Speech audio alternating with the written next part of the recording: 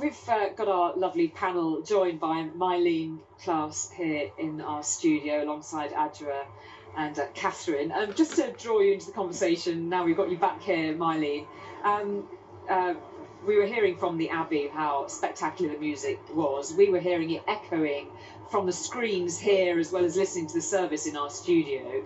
Your snapshot take on it? I just think that we were waiting for a showcase of British talent, and we well and truly got it.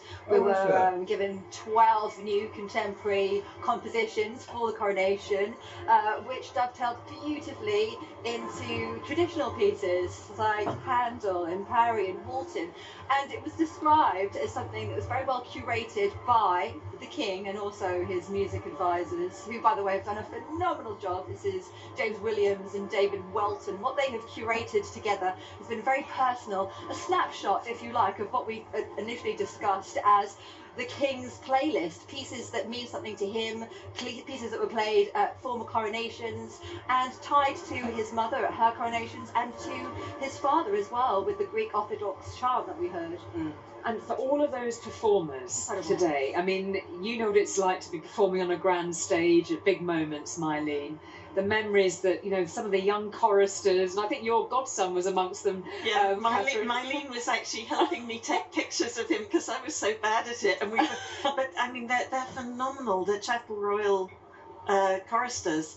You know, he's 14 years old. He sang at the Queen's funeral as well, and they are so composed and they're there for such a long time. But they're so the skill set and you know, it's a huge space to fill, and every note is heard in the Abbey. And when you know, initially we were talking about how disconnected the orchestra is from the choir and from the other performances, because they're, you know, spread out, if you like, around the Abbey. There's just about 200 musicians there, and when you think of the sound they make, I mean, you would think there was 1,000 of them. The arrangements have been incredible. John Rutter's done an incredible job, boiled down a lot of the arrangements to make it sound like he's got an orchestra of 1,000.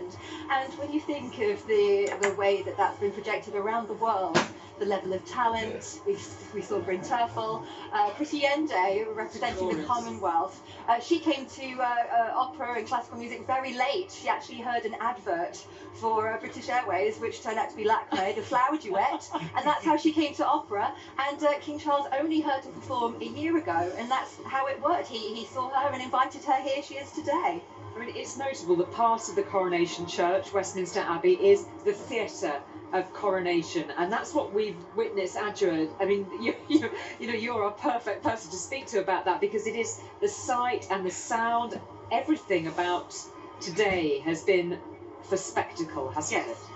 You know, the time I've met King Charles has been when I've been at the RSC. He's a great lover of the arts. When he was an undergraduate, he was involved with a lot of theatre. He loved the goons, he loved sketches.